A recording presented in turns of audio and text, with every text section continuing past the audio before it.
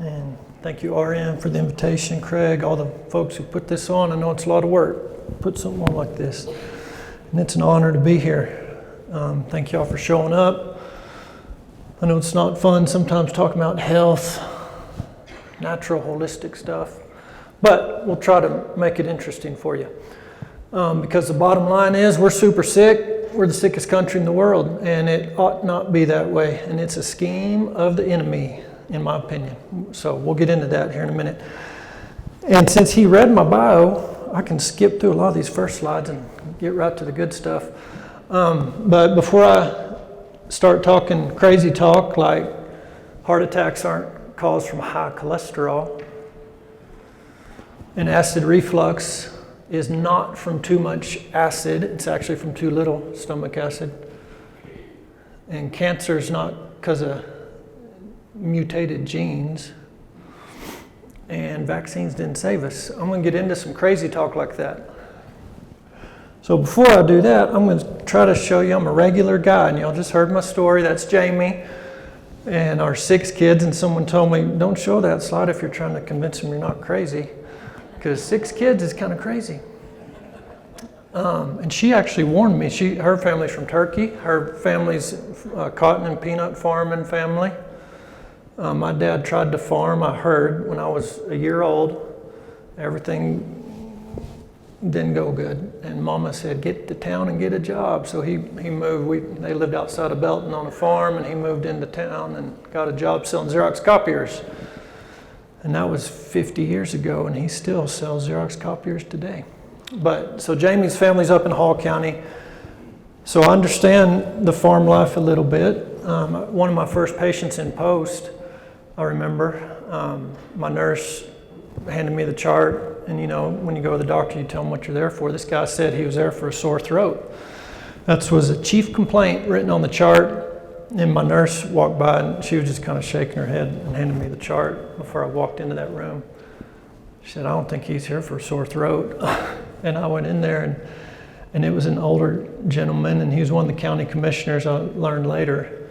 And I said, so you got your sore throat? And he just started breaking down crying. I mean, a grown, old, tough-looking man. And he was a cotton farmer. And he had just gotten held out, I think is what the situation was. But, I mean, the stress of farming. So that was one of my very first patients when I moved to Garza County. So I have a lot of respect for you guys and what you do.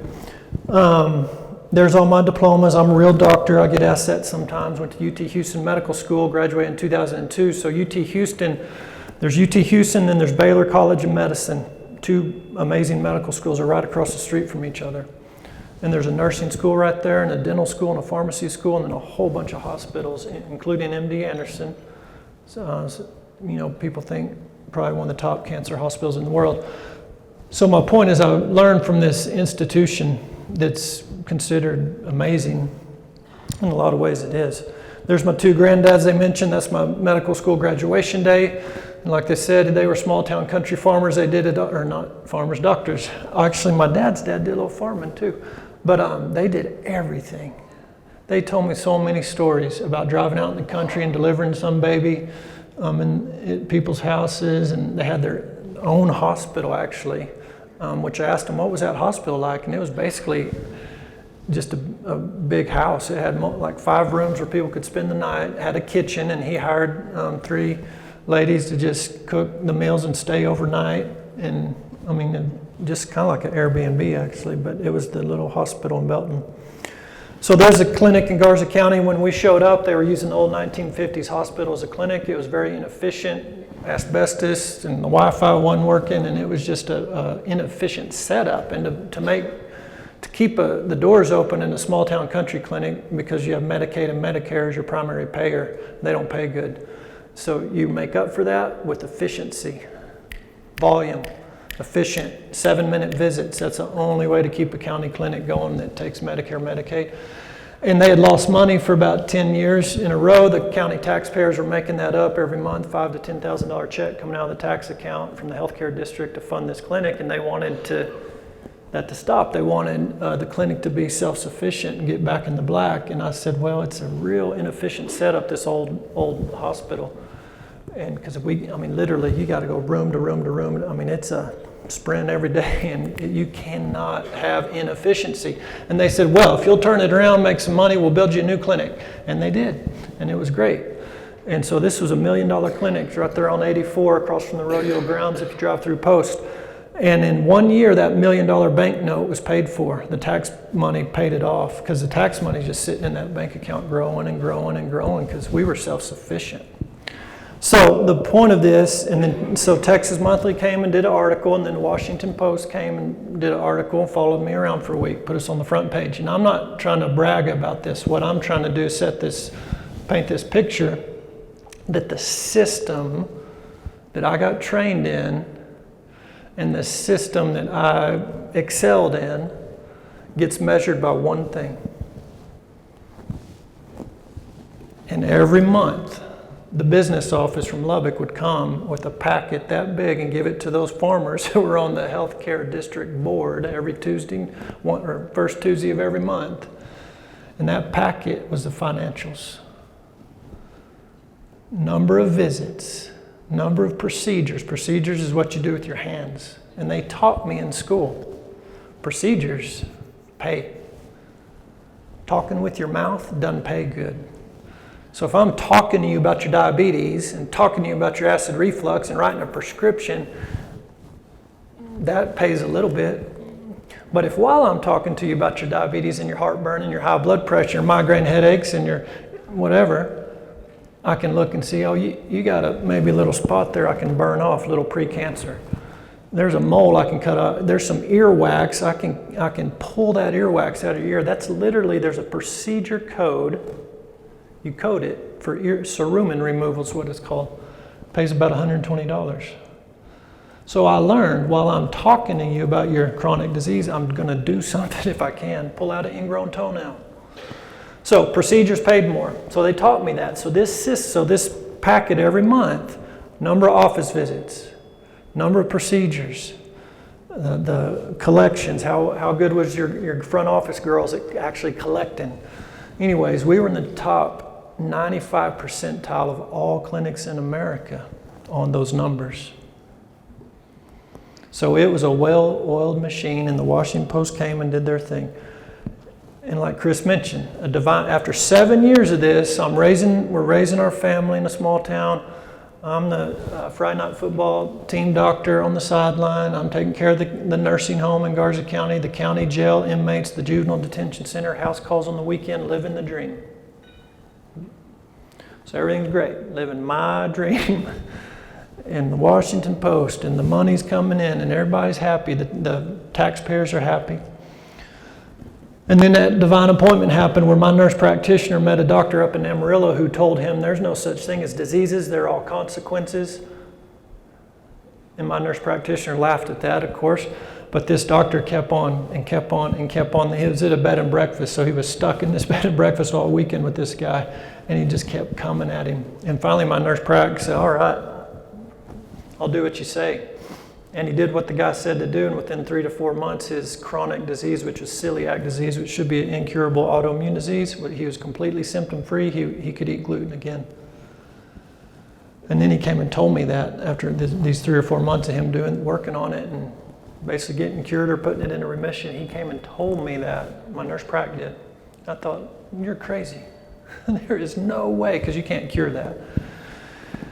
And he got kind of mad at me for not believing him. So we went back to the break room. A drug rep had brought breakfast burritos that morning, and he went and grabbed one and brought it back to the nurse's station and started eating it. The tortilla has gluten. And then at lunch, he went to Holly's and got a burger. And that afternoon, Slayton Bakery cookies from a drug rep had come. So he had 3 glutens throughout the day. And he was totally fine. He came to work the next day, wasn't sick at all. Where normally, if he would have had one little tiny whiff of gluten, he would have been cramping and bloody diarrhea and been sick for 2 or 3 days. So it opened my eyes. And in that moment, I decided, what am I going to do with my next celiac patient that walks in the door? Am I going to tell him, here's what I learned in med school, eat gluten-free the rest of your life if you have celiac? Or was I going to give him the option? here's what I learned in med school, eat gluten-free the rest of your life, or go talk to my nurse prac, and I don't know what he did, but he did something that helped him, maybe it'd help you too. So and I felt like I needed to do that, give the option. So I gave that option, and of course people started taking that option, and so I felt like, well, I need to call this doctor in Amarillo, because I don't know what my nurse prac did or what he's doing in there, what kind of quackery stuff, hocus pocus crystals or whatever. And so I called the doctor up in Amarillo, and he just started preaching. I mean, because I was quizzing, who are you? And yeah, I Googled you, and your medical license got pulled, and what kind of quack, and all this stuff. And he's just coming at me with, Ben, there are no such thing as diseases. And he told me the first heart attack, which heart attacks are your number one killer in the United States. 700,000 Americans this year will die from heart disease, same as last year and the year before, heart disease. And we'll talk about this tomorrow. Heart attacks are a new invention. The first one in this country was in 1912. One heart attack in the entire United States medical literature. You can find one. That was the first one ever. It's a new phenomenon. Same with cancer. That's your number 2 killer. So anyways, Roby said, there's no such thing as diseases. Well, I grabbed my patient list from the day, because my nurse would tape it right on the desk at the nurse's station, my schedule. I had 40 patients, and they each had a diagnosis: ulcerative colitis, rheumatoid arthritis, hypertension, diabetes, fibromyalgia, depression, ADD, ADHD, all of them. And I just went down that list and read them all, and he was on the phone. He said, Ben, no. He said, go home tonight, Google every one of those diseases, quote unquote diseases. Google the name plus the word inflammation, and you'll see a connection. And I did, and there was. Heart attacks, inflammation. Cancer, inflammation. Depression, inflammation. It's all inflammation. So anyways, he and I went back and forth for about a year, because I just couldn't believe it. How could this be? Some crazy doctor in Amarillo, Texas, who had his license pulled by the medical board, knows better than the doctors at MD Anderson? I mean, you get into that back and forth in your mind. And it was a hard year, a very hard year, because he just kept sending me articles and papers. And then he said, go watch this guy on YouTube. He reversed his type 2 diabetes. And now y'all may have heard of people doing that. My dad did it in 90 days last year. But back then, this was 2011, 2012, that was, for me, unheard of. When he told me that, I thought, there's no way, you can't reverse type 2 diabetes. If you could reverse type 2 diabetes, they would have taught me that in school. But I went home and watched the YouTube that night. And it was a lay person, he was an engineer. And he absolutely turned around his out-of-control diabetes, reversed it, and it's gone, it's done. And that blew my mind, mainly because half my patients in Garza County were diabetic. And the other half are going to be if you gave them enough time.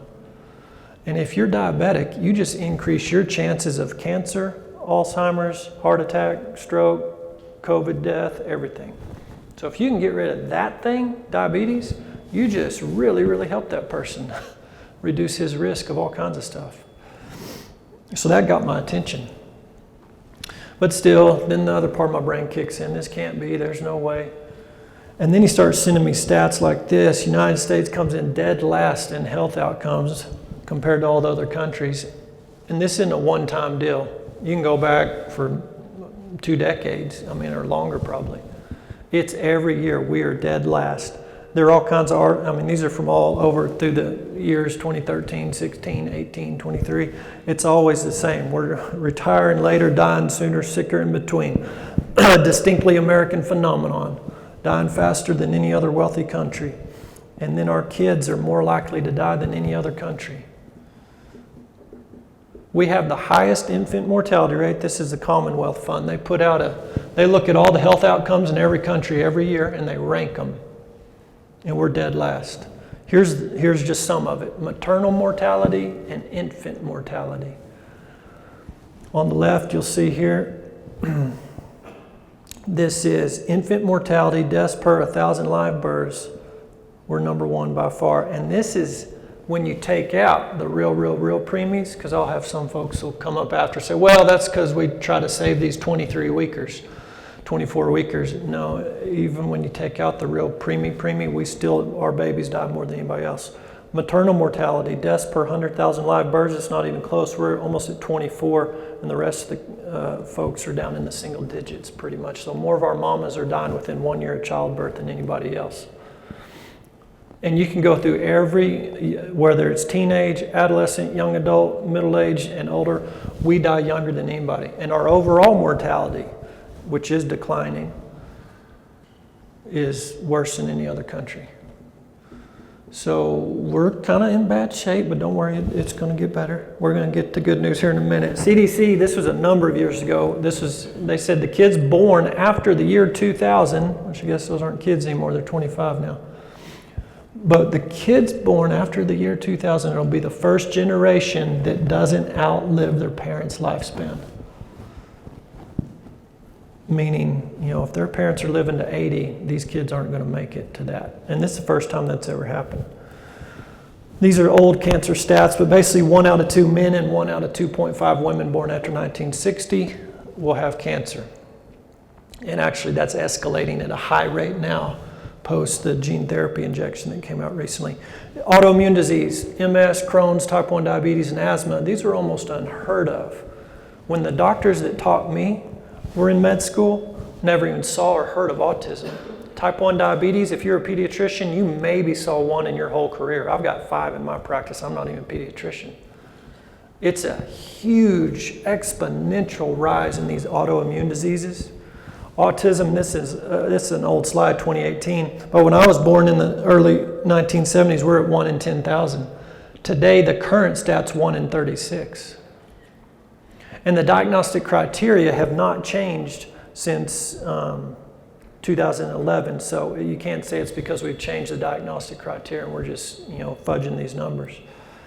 Kids, and these are 2016 stats. 1 out of 2.5 kids have allergies, 1 out of 5 neurodevelopmental, 1 out of 9 ADD, 1 out of 11 asthma, severe food allergy, 1 out of 13, 1 out of 20 have seizures, 1 out of 36 autism, 56, actually it's closer to 60 now, % of kids have a chronic disease.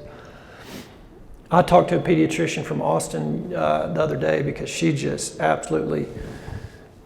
to go to work every day and treat these kids in her clinic per the clinic protocol. And she goes home and won't even treat her own kids the way she has to treat these kids in her office. And she's looking for a way out. The protocols put out by the American Academy of Pediatrics, in her opinion and mine too, don't produce the best health outcomes. In fact, she told me, and she said literally, every single kid in her practice, young kid like under 2, has eczema now. I said, well, are you like a dermatology subspecialty pediatric dermatologist? No, I'm a general pediatrician. Eczema is just kind of the new normal, which is autoimmune based. So Blue Cross Blue Shield in 2019 did this study to see when does the health start to decline in millennials, and it's age 27. See, this health span curve should come, this is how it should look. It should go along and you should remain healthy until at the very end your flesh falls over dead and your spirit goes home. That's how it should be, and that's how it used to be. And that's how it can be. And like RN told you, it can happen real quick. This thing called inflammation that's at the root of all these diseases, including all those childhood ones, there's a root cause to inflammation. You go put that fire out. And that's what RN was getting at. He went and put that fire out. What I got trained in medical school to do, which we'll talk about in more detail in a minute, was to clear the smoke. Open up the windows, turn on the fans, and clear the smoke. That's what pharmaceuticals do. And the fire keeps on burning, and your health span curve looks like this, and you die younger than anybody else. This is a busy slide. We won't go through it all. The main point, this is kids. 2014 compared to 2017, millennials, double-digit increases in 8 of the top 10 conditions, just in that time, in those 3 years. These kids are sick. This is over the last 30 years, all these different chronic diseases increased 2 to 50-fold. And just more. We'll get through this because I think we understand we're a sick country. But here's the part a lot of people don't know. We spend the most dollars than anybody else, by far. It's not even close. And you've probably been feeling it because these are deductibles and premiums compared to wages and inflation down here. These costs are just through the roof. We have companies calling us. We have a corporate wellness program, and the companies are calling us because they're literally going bankrupt with these health insurance costs, and they're trying to figure out some way to deal with that. And this is an interesting slide. This is high-performing health systems. They get the best health outcomes versus spending. So here we are, spending the most to perform the worst. And that's the take-home message. We are spending the most money to come in dead last place. And I did not know that in Garza County. I thought we were the best. I thought I graduated from the best medical school system in the country and was part of the best healthcare system in the world. And it was absolutely not true.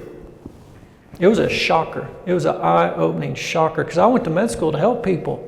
And when I learned the things I'm doing is not really helping. In fact, it's harming. The third leading cause, I didn't mention that. First, heart attack. Second, cancer. Third, doctors. Properly prescribed medications and medical errors are the third leading cause of death in America. I mean, think about that for any other industry. That'd be like saying the number one roofing companies, also the number 3 cause of roof failure. I mean, this system. And you may have heard Dr. Casey Means talking about this on Tucker. It was real popular, the whole RFK, Bobby Kennedy, Maha, all that stuff. So this is kind of getting to be mainstream almost now. So, I mean, that's good. We'll see what happens. Here's the bottom line. What I learned in that year where I went back and forth, how could this be? There's no way. Because, guys, I didn't know anything about alternative. I didn't know what alternative, holistic, I didn't know what a chiropractor did. I didn't know about herbs. If a little old lady would bring in a herbal supplement when I was in post, I mean, I was a polite guy, so I wouldn't make fun of her to her face. But I'd kind of just listen to her for a second. But, I've got 7 minutes, so I got to, if you want to, as long if it probably is not hurting you, but it might just be giving you expensive urine, stuff like that. I had no clue about herbs, supplements, diet. I got 2 hours of nutrition in 4 years of medical school. 9 of your top 10 killers are directly related to food. And doctors get no food education. Is it any wonder we're in dead last place? So I'm going to tell this story to drive this point home. And this was in post before my eyes were opened. I had a little old lady come in to the clinic on a Friday afternoon without an appointment. So this is a walk-in, emergency kind of. We didn't have a hospital. It shut down in '96, so they kind of just walked into the clinic sometimes like as a hospital. I'd had a long week, 40 patients a day. I've got kids to get to. I've got to get to the football game.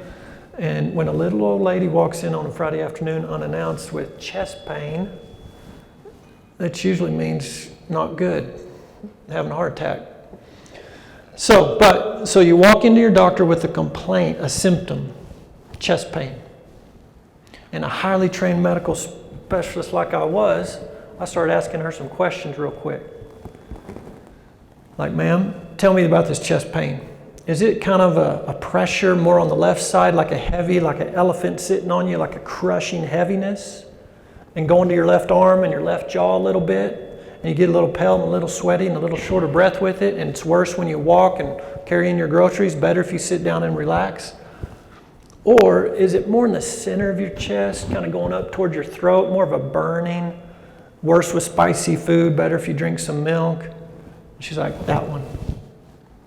Okay, that took about 30 seconds. We made our diagnosis, right?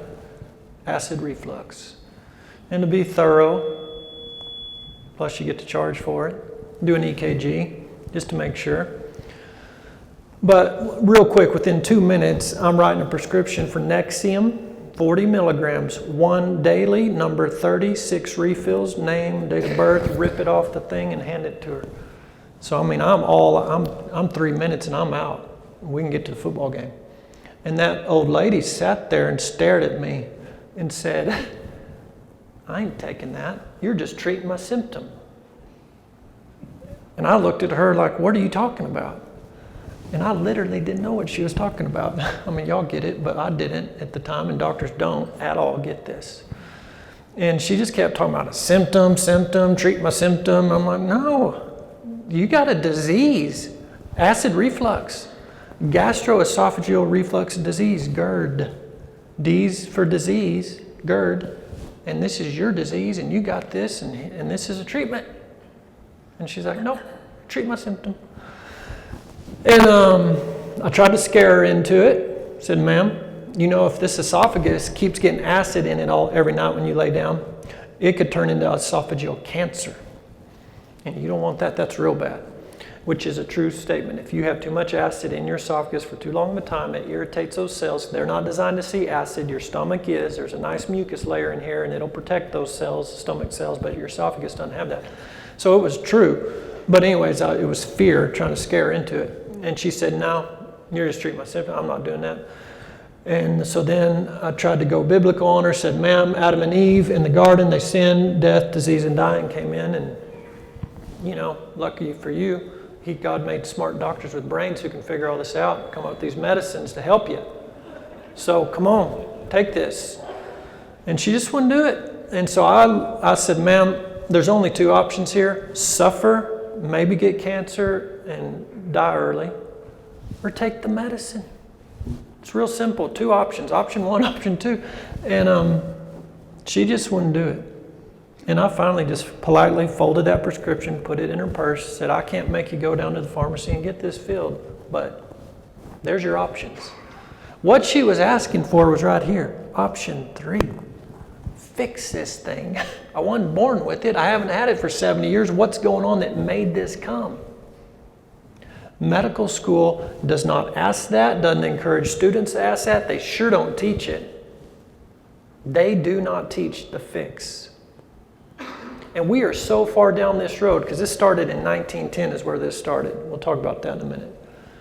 And we are so many generations away from actually understanding, well, number one, that whole system's based in evolutionary biology, Darwin. Instead of God designed you, which he did. And it's a beautiful and perfect design. It's lack of knowledge and lack of stewardship that causes dysfunction of this amazing machine. Just like with y'all's farm equipment, you know, if you don't, I mean, I don't know about these huge tractors, but we'll take a pickup truck. If you don't change the oil and rotate the tires and change the air filter and just do the right, then you're going to be in the shop, you know. But if you steward it, you would expect it to run. Same with your body. Your body knows how to keep blood sugar normal, blood pressure normal, acid down in the stomach where it's supposed to be, which real quick, what the cause of that is? A normal gastric pH is a pH of 1. That's normal, God-given, what he intended in your stomach to be a pH of 1. Battery acid is 1.5. My kids right now hanging upside down on monkey bars somewhere are not having acid come up in their throat when they're hanging upside down, because they have a valve that's squeezed real tight. Between your esophagus and your stomach, there's a pressure valve. God designed it amazingly where when your pH is really rocking along at 1 to 2, super acidic, it triggers that valve to squeeze shut. When you don't have enough stomach acid, so your pH is now at a 3, a 4, a 5, the signaling gets weak and this valve squeeze gets weak, opens up, here comes the acid. Well, I didn't know that. I didn't learn that in med school. I didn't learn how to get those acid pumps to turn back on to get the pH back to a 1, and that'll close that lady's valve. I didn't know how to do that. Medical school teaches us a matching game. We match symptoms, chest pain, that's symptom. We match it to a label, her label, GERD, and then then we're done. The game's over. It's a matching game, and the game's over. That's how you do 7-minute visits. What's your symptom? You got a headache? Okay, there's only 4 kinds of headaches. There's migraines, there's tension, there's sinus, and there's cluster. That's your basic headaches. There's Characteristics of each one, you ask the questions, they tell you which one it is. Oh, that's a migraine. Imitrex, see you, next patient. Match a symptom to the label, the pharmaceutical goes to the label. That's it. Now, I'm not here to condemn if you're on medications. I mean, if you have a migraine headache this morning when you woke up and your Imitrex knocked it out, that's a lifesaver. I'm not total anti-medicine. I'm anti-lack of informed consent. As soon as I'm writing that prescription for acid reflux, which I did the other day, I write prescriptions all the time. I've got a nurse, half her job is doing refills. We're not anti-prescription. Like I told that, here's the options. And understand this option that I learned in medical school, prescription pad, and your insurance is going to cover this option, tells me your fire's burning, this is going to clear the smoke a little bit, so you're a standard American and you're falling into one of these statistical categories. 1 out of 2 have cancer. Health span starts dropping at age 27. We die younger than anybody else. So I can't sleep at night if I don't tell my patients the consequences of just clearing the smoke. So I do. I inform them, I educate them, and I give them a choice, and then they get to choose, and I can sleep good. And I had a guy tell me, Doc, because I mean, his diabetes is pretty out of control. He's on medication for it, which that medicine's keeping his blood sugar number better. That's a false sense of security. Because that lower blood sugar number, guess what it translates to down the road? It does not decrease. Kidney dialysis, blindness, amputation, heart attacks, and stroke, all the things diabetics get down the road. And I tell him that. But he says, Doc, I love my Dr. Pepper and donuts, and I'm just not going to change. And I said, well, then why do you come here? Because we don't take insurance. He's got to pay his hard-earned cash money. He said, because I like you. And you spend an hour with me. And you listen to me. So that's fine. I'm not judging them. And I'm not judging any of y'all if you're on pharmaceuticals. It can be, and I will say, if I'm in an accident, trauma, car wreck, whatever, get me to the nearest trauma surgery center and the trauma surgeon, orthopedic surgeon. I mean, we're great at that. We're number one at traumas, life-saving, emergency, all that kind of stuff. But that's not what's killing Americans. And that's why I'm here, to talk about this thing. And it's right here. Only 7%, and this is a little bit old data, I think it's closer to 3% now, of Americans are metabolically fit. Translation, your carburetors are really, really, really gunked up. And your miles per gallon have really slipped to super low, and the amount of exhaust coming out your tailpipe, the black smoke coming out the back end is just puffing crazy. That's called free radicals. So the carburetor I'm talking about is called a mitochondria. And if you've gotten into health at all, and you listen to Dr. Means on Tucker, any of these guys, they're all landing at the same place. Mitochondria, mitochondria, mitochondria. That's the scientific fancy word for your cell's carburetor. Every cell of your body has a job to do, and it can't do it unless it has energy. And that mitochondria is the carburetor that makes the energy. And it's exactly like in your vehicle. You put fuel plus air through that air line, and that fuel and that air mix together, and there's a spark plug, and combustion happens. The same thing's happening in your cell. Food, that's the fuel. Oxygen from what you breathe. Spark plug is minerals, and we're going to get to minerals here in a minute, and that's where the farming comes in. But that's it. In your cell, your carburetor, it's food that you eat, oxygen you breathe, minerals, spark plug, combustion happens, you make energy, ATP, for that cell to do its job. If you have a white blood cell, you have the most amazing cancer detection system, way better than mammograms and colonoscopies. And I'm not necessarily against cancer screening. I'm just saying you got to understand, man's system's never going to beat God's system. You've got the most amazing cancer detection system already built into you. But these cells that surveil, they go around surveillance all the time. They're looking. They require energy. And then when they spot it, they tag it. And then they send a signal to the other branch of your immune system, the snipers, to come in and snipe it, and it's done. You have the most amazing cancer detection and killing system known to man. And modern living and eating is hamstringing that thing. It's actually killing it. And that's why in 1900, there were so few lung cancer cases. Every single case got published in the medical literature. Super rare. The very root cause of heart attacks, it's not cholesterol. We'll talk about this in depth tomorrow because it's the #1 killer. It's a lack of cellular energy. Alzheimer's, it's the same thing. It's all mitochondria. Our carburetors, and you have hundreds of these carburetors per cell. Some cells have thousands. And all you got to do is keep your carburetor tuned up. And the beautiful thing is your great-great-great-grandparents, when there was no cancer and heart attacks, they didn't know what a mitochondria was. They just automatically lived and ate in a manner that stewarded that mitochondria. Eat God food, not man food. Get out of your chair and move every hour. Load your muscles. Your muscles are meant to be engaged. 80% of these carburetors in your muscle. I'd rather you go lift some heavy weight for 10 minutes, 4 to 5 times a week, than go run on a treadmill for an hour. Your muscle's more important than that heart rate being up for an hour. Sunshine. These carburetors in your cells, they have receptors. Receptors are keyholes. Keys fit into keyholes. The keyhole in your carburetor, sunshine. Photons. Sun is light, a wave, and a particle. They're called photons. These photons through your skin, through your eyeball, through your optic nerve, to the brain, they click in. Click. God designed you as a solar panel. And we're under artificial lights, and we're staring at blue light. First thing when we wake up, blue light.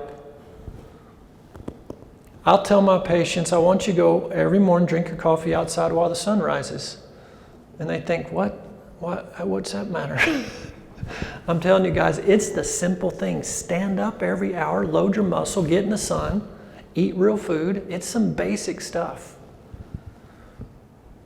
Now, if you haven't stewarded that carburetor for a long time, and especially if you've been on something you think is food, most Americans, 70% of Americans think they're eating food. They're eating processed food-like substances. And it looks like food and it's not. I used to carry these props and it got so old, but I think it was Total, a cereal. Total with strawberries or blueberries, I forget. But I would flip it over and I'd put the ingredient, you'd read the ingredient label, there were no blueberries in there. I had one that was a strawberry milkshake. There was no milk and there was no strawberries. I don't know how they get away with marketing like that. But what they do is take food that God intended for man to consume and they alter it in some manner. And where we're at now is they've altered it in a manner that's extreme with one intent. And the intent of that is for you to go buy more of it. The food addiction scientists employed by the tobacco industry for all those years, once the tobacco industry got a clue that they're on to us, they shifted and bought the food companies and they moved all the scientists over to the food company to get these foods addictive. And here's the result. These additives they put into the food to make you go get more shut your carburetors down. In fact, some of them flip your carburetor switch to tell your carburetor, you're going to go into hibernation. You need to pack this on. There's a metabolic pathway in your body for hibernation. That, the bears, they got to eat up and get fat so they can make it through winter. And they come out of that cave from the wintertime, they're pretty skinny. But that's what this processed food does. It flips that switch and tells you to pack it on. And now, the categories on weight are overweight, obese, and morbidly obese. That's your 3 categories. There's no more normal. And again, I'm not trying to shame anybody. I'm saying this system isn't designed to produce high-functioning carburetors. It's designed to make you go buy more of that. Sugar is more addictive than cocaine. They've done brain scans where your dopamine center, your addiction center lights up when you take a hit of cocaine and heroin. Well, it lights up even more when you put sugar. They did an experiment with rats. They gave them cocaine water for a few days, shut it off, gave them sugar water for a few days, shut it off, then opened it up to free choice. They all went to the sugar water because more of that dopamine hit. 100 years ago, it'd take about a year for the average American to get through a pound of sugar, and now we get through a pound of sugar in about 2 days because they add it to everything and they disguise it. If it ends in OSE, it's a code name for sugar. It doesn't just say sugar on there anymore. There's 40 different code names for sugar. But that is what gets your mitochondria. The high fructose corn syrup, number one, your carburetor, God did not design it to burn that for fuel. It burns dirty, dirty, dirty. Super high black, the free radicals, the exhaust coming out the tailpipe, very low miles per gallon. It just is not the design that God intended to burn. It's not the same. It's just sugar. Vegetable oils, seed oils. Rapeseed, that's canola oil. Cottonseed, great lubricant for tractors and industrial machinery, and that's what it used to be used for. Once the steel press came in, this is late 1800s, they could finally press these little hard seeds like cotton seeds and get that oil out. And so they were using it to lubricate machinery. Well, then the petroleum industry really took off. John D. Rockefeller owned 98% of all the oil manufacturing, Standard Oil, and they started using petroleum products for lubrication. So now they have all this cottonseed oil excess, and they're figuring out what to do with it. They started feeding the pigs, and the pigs started gaining weight real good. And then they figured out in the lab, their scientists figured out how we can hydrogenate it, bleach it, chemically, do some things to make it pretty and not smell bad. They put it into a can, they put a blue label with some red writing, real shiny, nice thing, and they went to all the housewives, this is around 1910, 1915, and they said, here ladies, you don't need to render your lard anymore. Here's clean lard. That's Crisco, cottonseed oil, hydrogenated. Cottonseed oil, soybean oil, corn oil, canola, rapeseed, these are seed oils from the hard seeds. Now don't get confused, avocado oil, olive oil, coconut oil, those aren't seed oils. That's from the flesh. That's different. Those are actually healthy for you. And that's what I'd recommend using besides beef, tallow, and lard, and real butter. Those are healthy. Tallow, lard, butter, coconut oil, avocado oil, olive oil. Got to be careful with the olive oil. Got to source it. They're cutting olive oil with canola now if you're getting cheap, so be careful there. But the seed oils, the processed sugar, and the processed grain, we call them the big three. I had biscuits and gravy this morning, bacon and eggs. The eggs came from my chickens eating free-range bugs and whatever out in the pasture. And the omega content, the vitamin D content, the overall nutrient profile of that pastured egg from my backyard versus a store-bought egg from the caged, it's a different nutrient profile. That milk I'm drinking to make my gravy came from a local dairy straight out of the cow, like your great-great-grandparents did. So it has all the nutrition profile. It hasn't been high heat, 212 degree, denatured all the proteins and probiotics and enzymes, where it's a toxic soup now and all these dairy allergies because of it. Hope there's no dairy farmers in here that I'm offending. But I love dairy, but I like the real thing, God's version. So there's my milk for the gravy, and I got some local pork. And my biscuits, I've got a 5-gallon bucket of wheat. Thank you, Jeremy Brown. Good production, and all you other producers out there that are doing this. And I got a little grinder on the counter.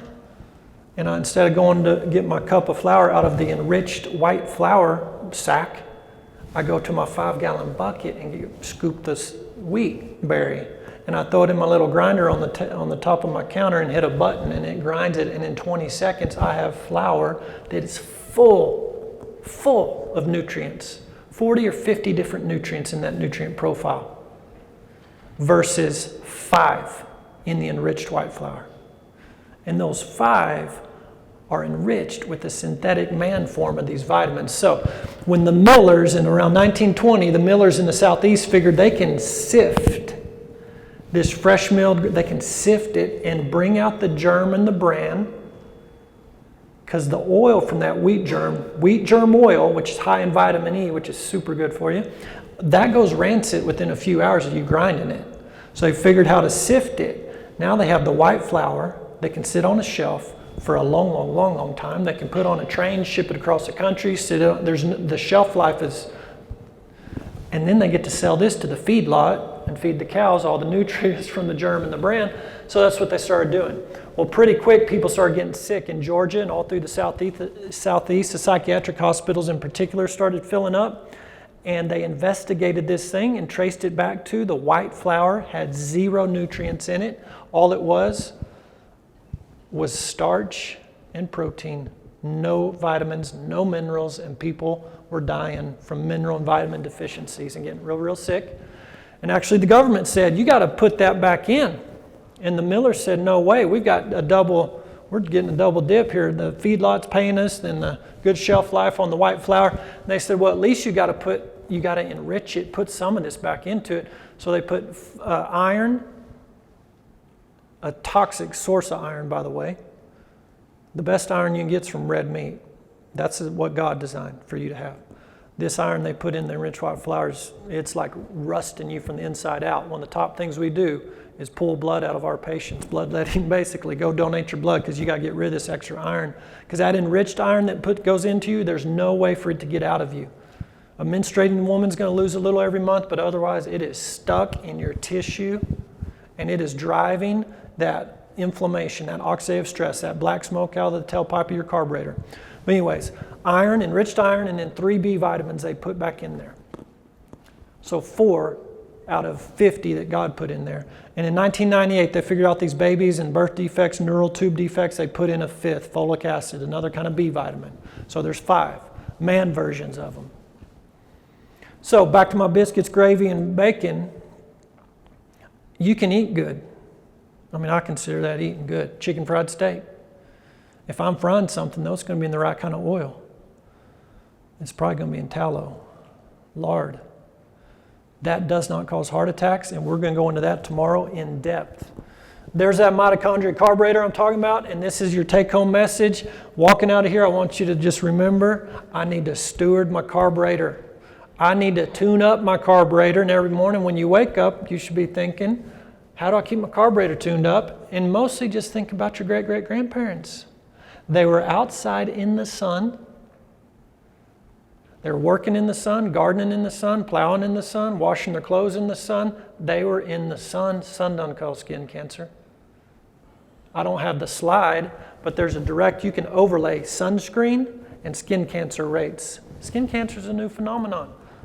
If sun caused skin cancer, then all our great-great-grandparents. Here's the issue. That oxidative stress that comes from those UV rays, because there's lots of benefit from those UV rays. I already talked about the photons clicking into your solar panel. Well, you have mechanisms in your skin to defend itself against any of the potential oxidative stress that comes from some of those wavelengths of light. You have a defense mechanism for it. When you're not mineralized, that defense mechanism sitting on the shelf can't work. And when your cells of your skin, cell membranes are made of fats. When the cell membranes of your skin, the fat that they're made of is seed oil fat, seed oil, plus UV light, plus no defense mechanisms, they're called antioxidant enzymes. There's your skin cancer. And then we lather up with a sunscreen so we don't burn. I think it's 18 out of 23 sunscreens. No, 23 sunscreens in 2018 got pulled off the market because of the direct correlation to causation of skin cancer. Those sunscreens, the chemicals in them shut down these mitochondria. I'm telling you guys, I hope I don't sound too crazy, but what man does to try to fix this situation makes it worse. There's one fix. Get back to the one who created and designed this thing. We got to get counsel from him on how did he intend for us to live. Now, the body is amazing. It is resilient. I mean, we are dying younger than anybody, but still, we're averaging 77 years with seed oils and sitting all day and blue light, UV, all this Wi-Fi, everything that's just bombarding our carburetors, and we're still living. But it's that health span curve I'm interested in.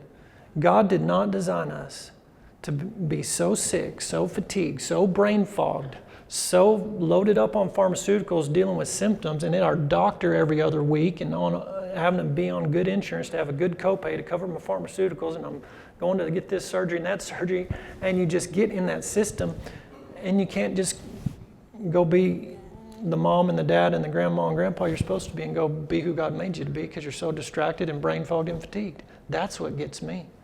It is a scheme of the enemy keeping us from being who God, I believe. This is a big, big, big tool to distract us, at least, much less bankrupt us and keep us from what we could be doing. And it's lack of knowledge. So 1910, I mentioned John Rockefeller, Standard Oil, the seed oil's coming in, all that. Well, 1910, Rockefeller hires this guy, him and Carnegie, they got together, Rockefeller and Carnegie. They hired a guy named Abraham Flexner. He was an education specialist, and they said, Abraham, we want you to go around the whole country, tour the country, and go to all the different medical education facilities, all the medical schools, all the different colleges that are teaching the healing arts. Because back then there were naturopathic medical schools, homeopathic medical schools. There are 5,000 homeopathic physicians graduated from 23 homeopathic medical schools in this country in the late 1800s. The American Homeopathy Association, AHA, predates the AMA, American Medical Association. But anyways, there are herbalists, there are chiropractic, osteopathic, allopathic. There are there's traditional Chinese medicine, Ayurvedic medicine, Native American medicine, all kinds of stuff, healing arts. Well, anyways, Flexner goes around, surveys the whole country, comes back, and he reports back to Carnegie and Rockefeller and says, there's too much chaos out there. We need to standardize our education to one system, and I'm recommending allopathic. And so they did that. They put all the money to the allopathic medical, and that's MDs. Both my granddads are MDs. 2 uncles are MDs. Great-great-granddad was an MD. The MD school is what won, and that's what I am. And over this 100 years, that's all, we don't even know about these other ones. In fact, we think they're quackery. These other ones have been around for thousands, hundreds of years, and thousands of years. And all those other ones, they actually come alongside, line up with, in parallel with, your innate, God-given design to heal yourself. You get a paper cut today, you're not going to bat an eye, you're not going to think about it. Because when you have tissue trauma, that initiates a chemical signal that initiates about a 12-step cascade. It's like a stair-step deal. This protein gets activated, and that activates this one, that activates this one, and it goes all the way down to make a clot so you don't bleed to death from a paper cut. It's an amazing system. It's so incredible. And it's constantly on alert. In a moment's notice of tissue trauma, it's going to activate. But just think about that. If it activates a little too soon when there's no tissue trauma or a little too aggressively, you're making blood clots all over the body when you're not supposed to, and you die from blood clots. Or if it lags a little bit and it doesn't kick in just right, you actually could bleed to death from a paper cut. That's an amazing system balanced on a razor's edge. Incredible design. And you don't even think about that. Well, your body's designed that all through that way. It knows how to do everything. We shouldn't have any symptom. These are all new diseases. And I'm going to get to this slide here in a minute. Well, I got to tell you about this. A little tangent. B vitamins. I talked about with the bread. But remind me, I'm going to get to a dentist in 1920 when all these diseases started in America. And he went home and told his wife, this is in Cleveland, Ohio, honey, we got to go find people in the world that aren't getting sick, because these Cleveland people, they're starting to get heart attacks, strokes, and high blood pressure, and arthritis, and heartburn, and all this stuff. And anyways, he went around the whole world and found there are healthy people. And actually, they're resistant to tuberculosis. They don't get TB. TB is way more infectious, contagious than COVID, flu. I took care of measles yesterday, a whole family, four people. I was in that room because that mama was scared. And the number one thing that's going to drive that immune system down where it can't fight those germs is fear. And that mama was scared. So I spent a good 30 minutes right there. And I'm not bragging. I'm just saying it's a mindset. When you understand you have a system that will see that measles and knock it out, you don't worry about it. I'm not being cocky. I'm saying, and if I happen to get symptoms, well, whatever, fine. My body's going to fight it. No big deal. I'm just saying, we're designed. These villages were being exposed to tuberculosis and had zero symptoms. And Weston Price, he's the doctor I'm talking about, said these guys are tuberculosis resistant. And he looked at these villages. Why are these guys so healthy? He said, these guys, they're holding 100 pounds in their left hand, 100 pounds in their right hand, 100 pounds in their teeth. They're eating God food. They're moving around. They're loading their muscles, getting their minerals in. Salt's super healthy. I want my patients 3 or 4 teaspoons minimum a day of sea salt. What does man do with sea salt? Strip out all 70 minerals and leave you with 2 and then add a little bit of iodine to that. I'm telling you guys, it's the basics that'll get that immune system strong, where you can walk into a room and not fear any germ. But part of this is the food. Here's this study. I'm highlighting B vitamins here. One B vitamin in particular, B6. So this paper, it's about Parkinson's, and I'm not going to go off on a Parkinson's lecture, but the point of this slide is Parkinson's death rates were super stable for decades, flatline, just the same death rate. About 1978, boom, something happened. You can see this graph. I mean, it just escalates, and that's about a 328% increase in death from all causes. So they're dying more from heart attack, stroke, colon cancer, all causes. And this doctor, Marty Hens, decided, I'm going to go study what happened in 1978. What in the world? Because this is dramatic. Well, what happened was carbidopa, levodopa came on the market. Parkinson's is when you don't have enough dopamine. That's a neurotransmitter. And your bugs in your gut, your microbiome in your gut, you're 9/10 not human. 9 out of 10 cells in your body are bugs in your gut, your microbiome. It probably needs to be what it is. It should be in the soil too, I bet. But those bugs in your gut make your dopamine. So these Parkinson's patients don't have dopamine. So if you give a patient dopamine in a pill, it's okay, but it causes lots of nausea side effects, so patients don't stay on it. So they added carby to the dopa, carbidopa, levodopa, and the carby takes care of the nausea side effects, so that's really cool. Well, carby takes out your B6, and that's what this study found. It irreversibly binds to and permanently deactivates your vitamin B6.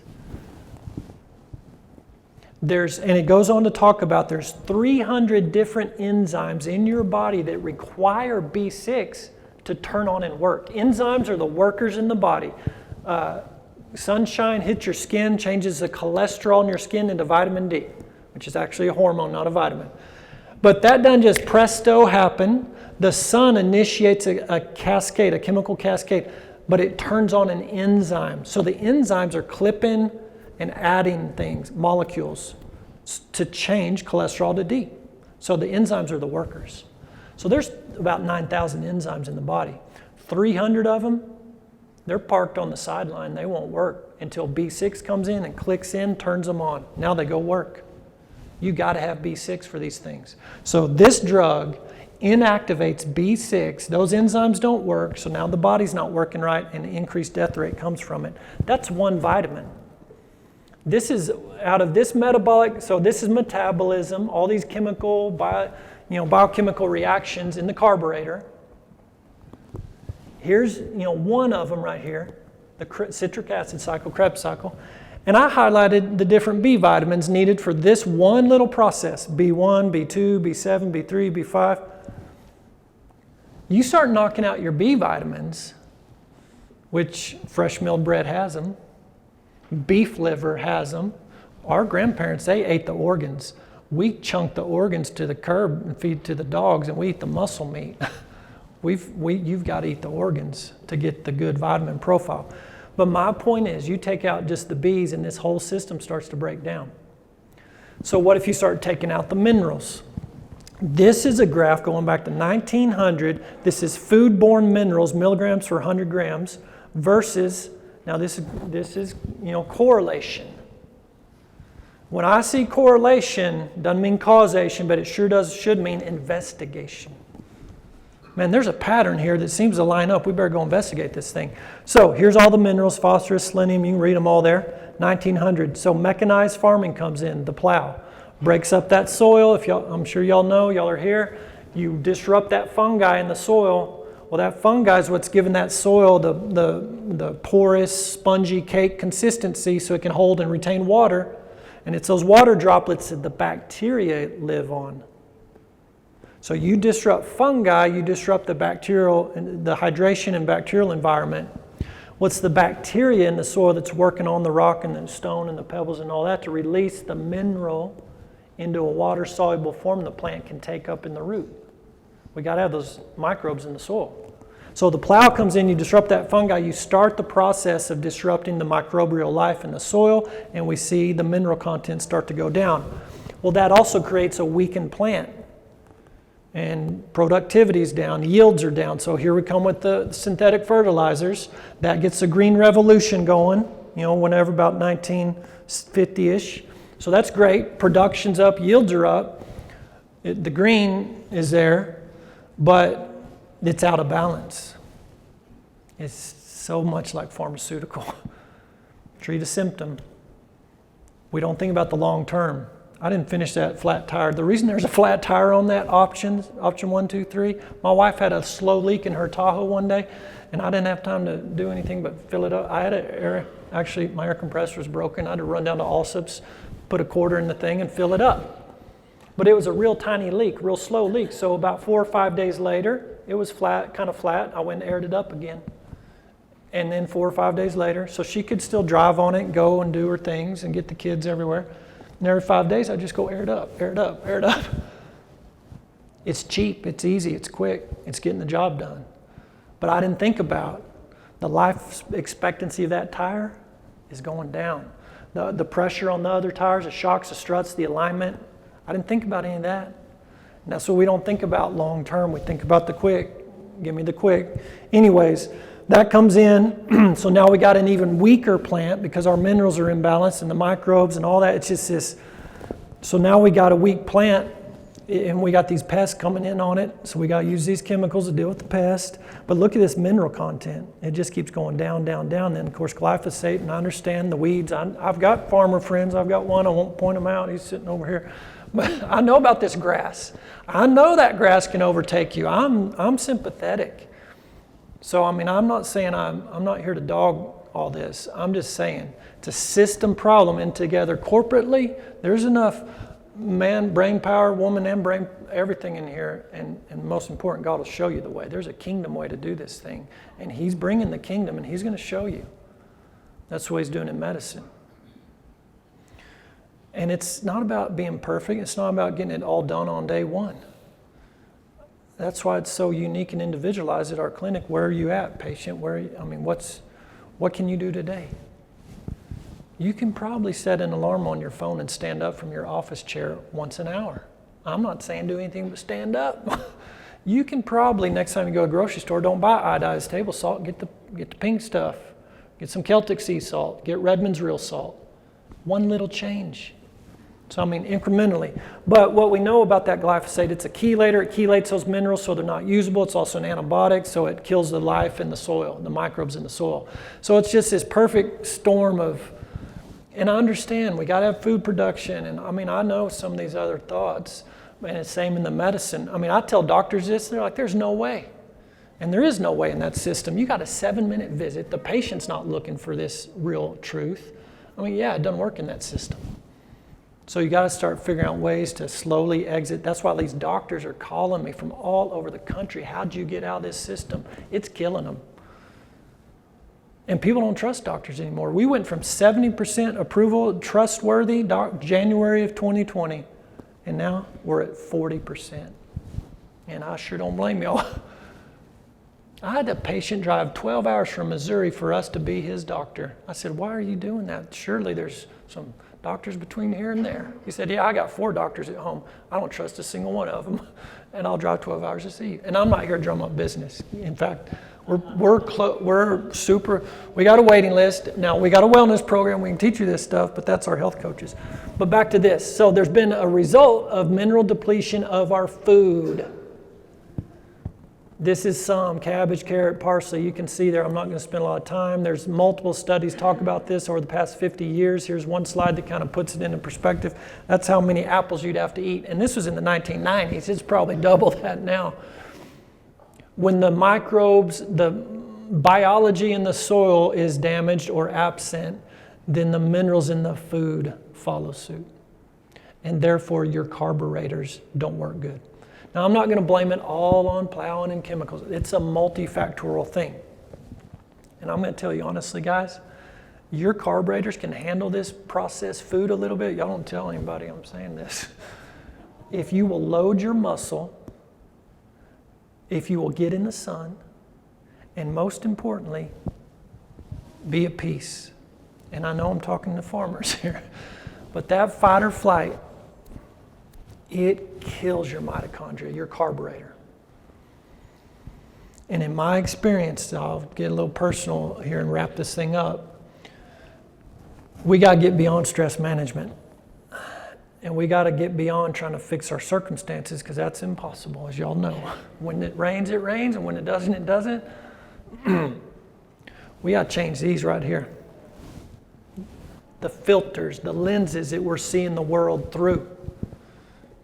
And when you start changing those lenses, then you interpret these things different. You can remain at peace. Now, that's more of a personal spiritual journey. But I encourage you to seek the kingdom first.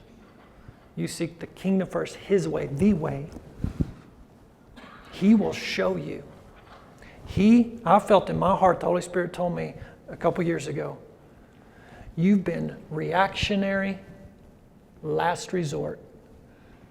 For 13 years, we've been more integrative, holistic medicine, and the sickest of the sick come, not because I'm some smart dude, but they're out of desperation. We never advertise because we never had to. People just find us. They're desperate. So we were last resort option and desperation. And I felt like God told me, you need to get proactive, first option. And of course, my human brain kicks in like, well, how in the world do you do that? Nobody's going to pay us hard-earned money when they're barely even sick or don't even know that they just have a little high blood pressure. They're going to wait till they're about dead. And the next little impression I got in my heart was, yeah, but their boss will. Go tell the boss. Go to the companies, because they're bleeding money out the wazoo with this health insurance, and it's bankrupting the companies. And you go to that boss man, he'll pay you a little bit to teach his people, and they'll get healthy, and their healthcare cost goes, and it's a win-win-win, except the loser's the pharmaceutical industry. So there's a way. I want to encourage y'all. There's always a way. I'll leave you with this quote. Linus Pauling, 2-time Nobel Prize winner, arguably the greatest chemist in the 20th century. You can trace almost every sickness, every disease, every ailment to mineral deficiency. And I would somewhat agree with that. Minerals are huge. That's the first thing we do is get the sea salt going, get the trace mineral drops going, get mineral-rich food going, local if you can. Organ meats have minerals, so we push it hard. But like I said, that peace, if you don't have peace, fight or flight shuts down your stomach acid pumps. When you don't have good pH, you can't break the food down, you can't absorb it as good, and your microbes in your gut go kaput under stress. So, I mean, I know what he's saying, but I'm going to tell you, it's a holistic thing. and it's not about being perfect. So tomorrow, guys, we're going to talk about heart attacks, the root cause of heart attacks, and then I've got a couple of my health coaches will be doing a workshop tomorrow afternoon, and they're going to talk about the 5 superfoods. We talked about the big 3, vegetable oils, processed sugar, processed grain. Those disrupt or damage your carburetor. Well, there's 5 superfood groups, and we'll talk about them tomorrow in the workshop, that help boost that carburetor. So look forward. Thank y'all again for having me. I appreciate all y'all do, farmers. I know it's not an easy row to hoe out there, but I think together we can get some stuff done. So thank y'all for coming. Thank you for having me.